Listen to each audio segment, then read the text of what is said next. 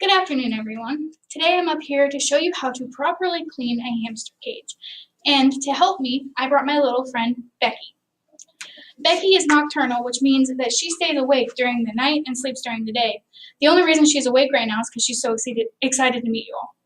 But I'm going to put her back in this little container I like to call Becky's bedroom, because every day that she goes to sleep, she always climbs up here, which is located at the top of her cage normally, to fall asleep.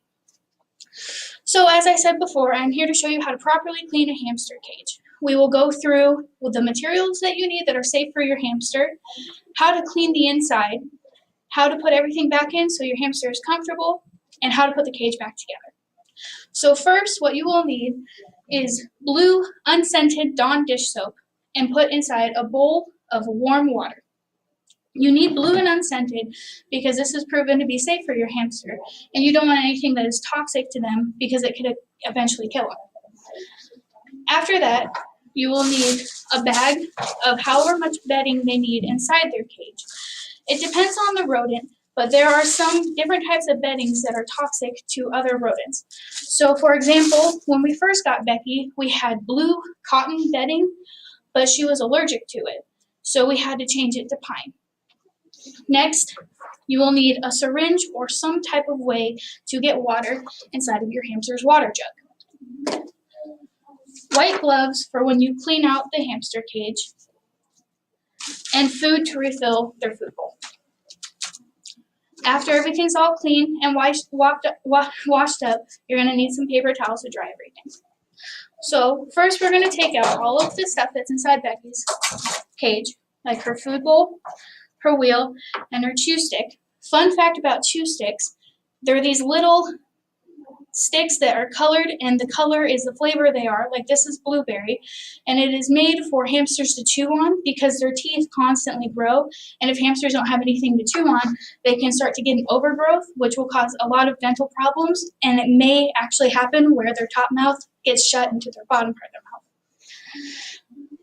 You'll want to put on your gloves if you are cleaning out bedding. I already cleaned out the old bedding beforehand because I wasn't going to bring an actual dirty hamster cage to school. So put on your gloves and then grab your washcloth. You want to wring it out because you don't want too much water down at the bottom and make it a little pool. So then you just open up your washcloth and scrub the bottom, get every inch, and then once the bottom looks clear, pick up the washcloth and scrub the sides. Now I already previously cleaned this thoroughly last night, but you are going to want to spend about 3 to 5 minutes just scrubbing to make sure you get all the dirty, nasty smell out of it. So after you're done scrubbing, put your washcloth back in the water, take off your gloves, and now you're going to want to reapply the bedding. Hamsters like a lot of bedding because they bury themselves, their food, and their toys inside of the bedding, as it's just something they like to do. Like when Becky goes to sleep, she completely buries herself under the bedding, so it looks like she disappeared when I try to go look for her. You want it to pretty much fill the bottom of the cage, like that, and evenly distribute it. So now that we have the bedding in and the cage wiped down, we're going to put Becky's stuff back in. Her wheel we put right over here, and when you put an extra hamster wheel that's not built into the cage, you're going to want to spin it to make sure it doesn't hit the edges so you know that they're able to run. Then you're going to put her chew stick where it's visible for her to find it and put her food bowl back. But before that, you need to fill it back up with food. Every time you see a hamster's food bowl empty, don't be fooled because they're not out of food. They like to take their food and hide it and bury it in the bedding.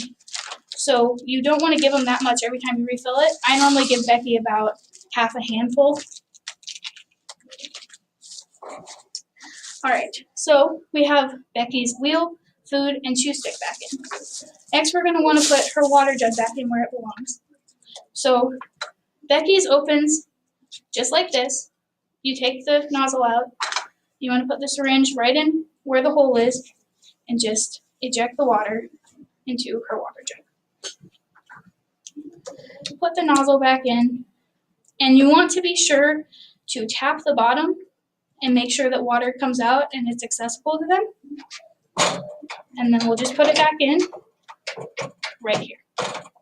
All right, so everything is back in Becky's cage. What we need to do now is put the cage back together.